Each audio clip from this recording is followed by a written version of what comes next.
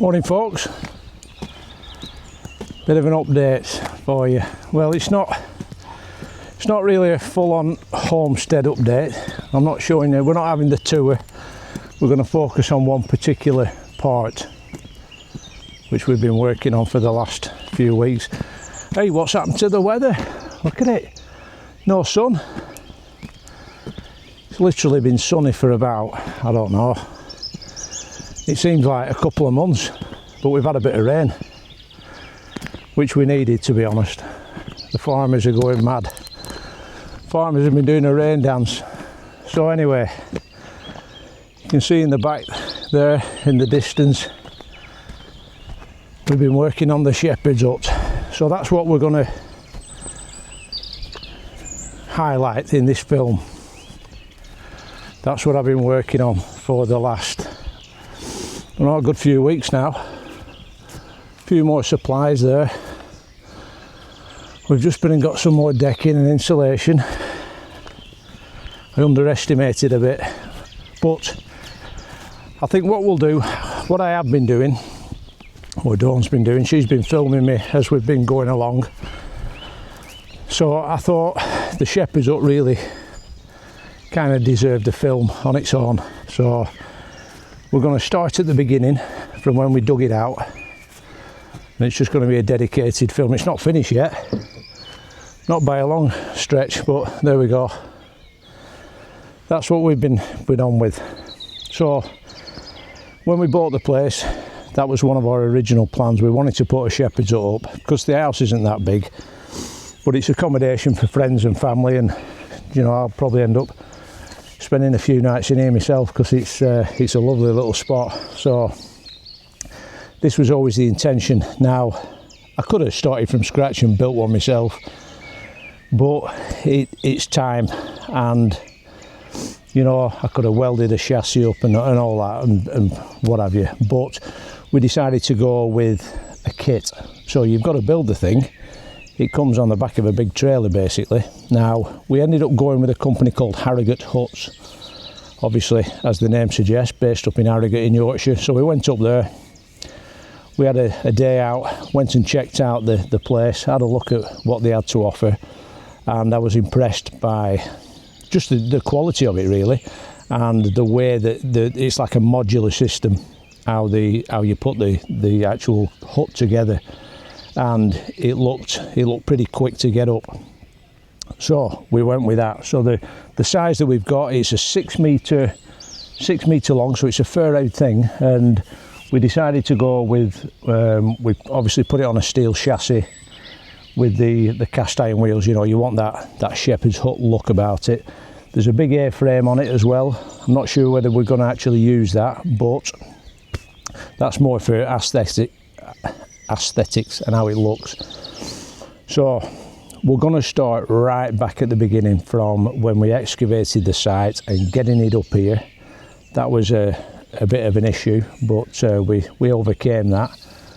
And yeah, we'll get you on this film. We'll get you up to where we're at now, which is sat on the decking. I nearly ran out, well I did run out of decking boards, so I've just been back to get some more of them. This will be done this week. We're on with putting the electrics in, but again I'll explain that in the film. So let's get to it. Right, so there you can see the digger in the distance there. Not the best time of year to be doing it. The ground was awful. You can see there we were slipping and sliding, and I'd not used one of these diggers before, but we got a bit of stuff shifted. In hindsight, I probably would have preferred to have dug it out by hand really, because I was shaping a bit wooden really. But we got some stuff shifted. It saved me back, and we made kind of decent headway. So we've called in reinforcements for the weekend. So the job was to get the shepherds up from down there up here, and it's actually been raining for a couple of days, so we've got a bit of clagginess to overcome, but we're all right. We've managed it. We've put a brake on it, we've got a device on there, and we've also got our little turfer winch, so we're just making it easy, so it's not too bad. You can see there we've got a nice level base, got some crush and run down, got the compactor in, and here we are, slowly creeping it up inch by inch.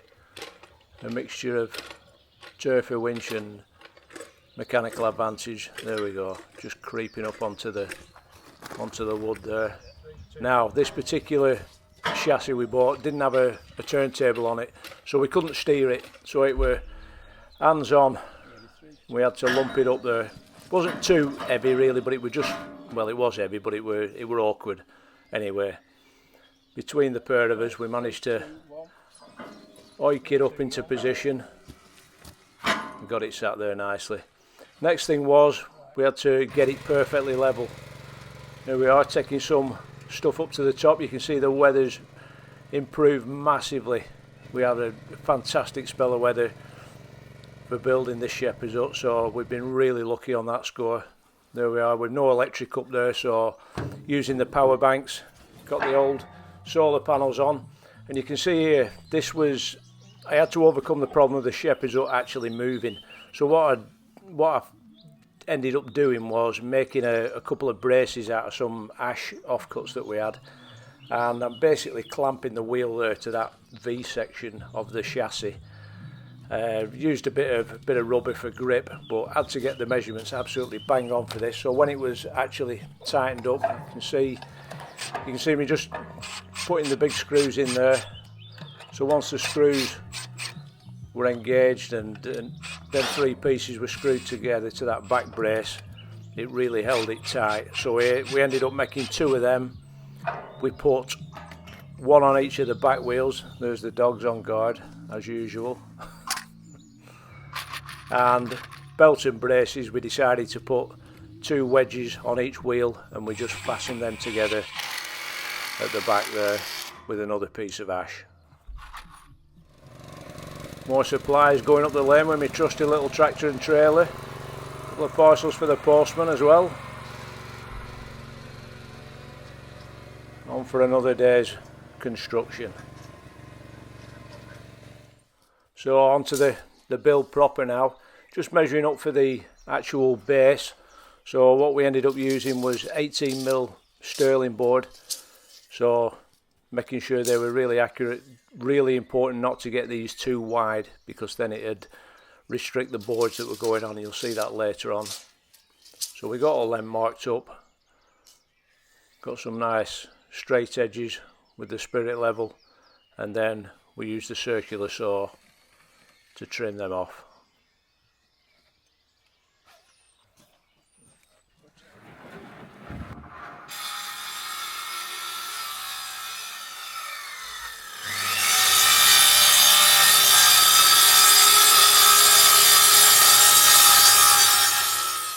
So once all those boards were cut, it's important to do a dry fit, make sure everything was right, and then use a grab adhesive. So every surface on the chassis, plenty of adhesive on there to bond these boards down and make a bit of a seal. Once all the grab adhesive was on, we used these screws. They're a self-drilling screw. So you can see they're a bit of effort going in, but they drill their own hole into the steel chassis and hold these 18mm sterling boards down tight. Also used a series of clamps there. You can just see the adhesive coming out.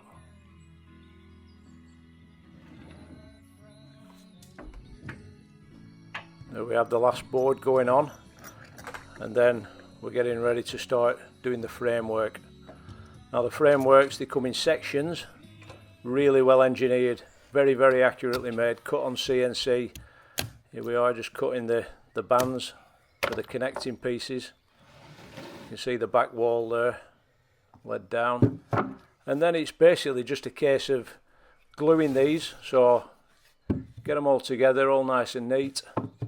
Then some good wood glue on the ends, a good dollop on there. And then basically the whole thing goes together like a big Meccano set, and it goes together pretty quick as well.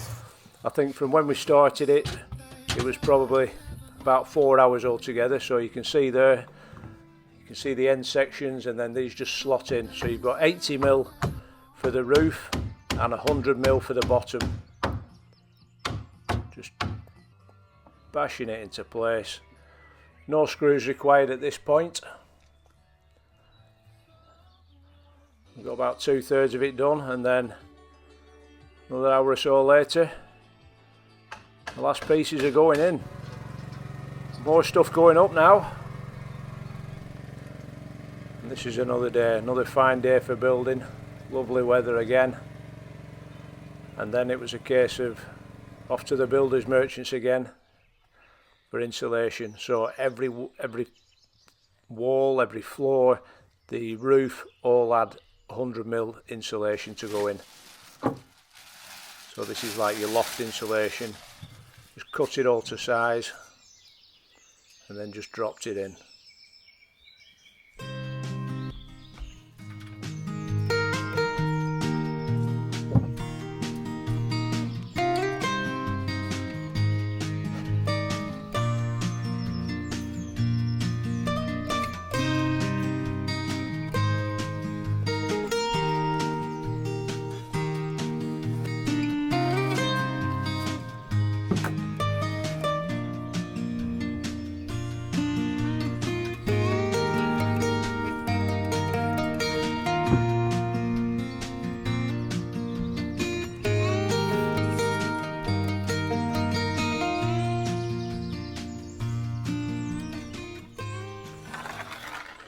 More 18mm sterling board going down now for the floor. Wood glue on every contact point. It's definitely not going anywhere. And then we're just going to screw it into place. Final piece just being cut now.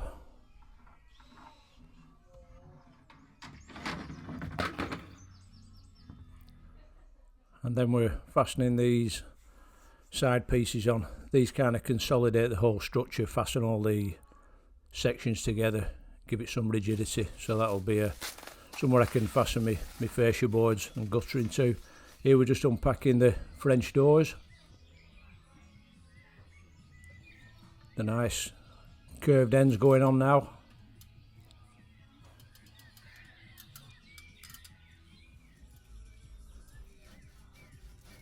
And we're just cutting the openings for the door here. So it's just a case of making sure you've definitely got it in the right spot. Take these sections out. There's the door just fastened in. I think we've just got it temporarily fastened in there. It's just clamped into place. And then we're going to screw it in from the side.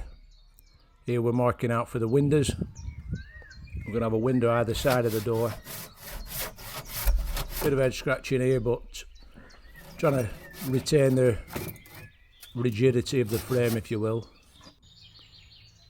So I had to clamp a few sections in and a bit of gluing and screwing, and it came out well.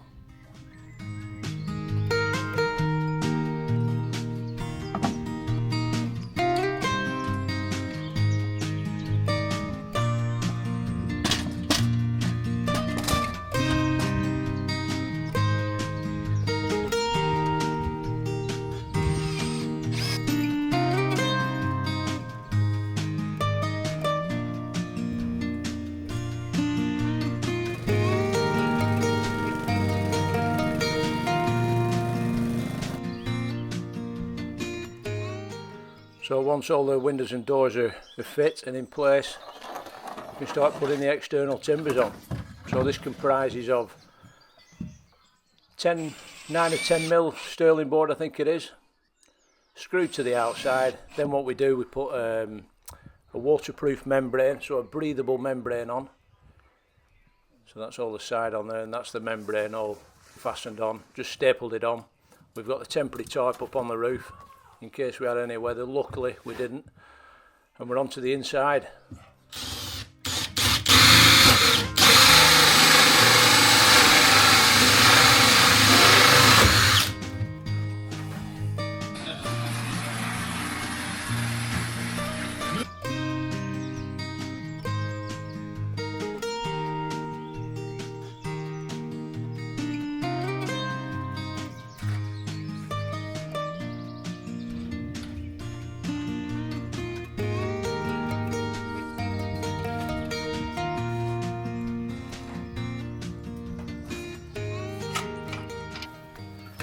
So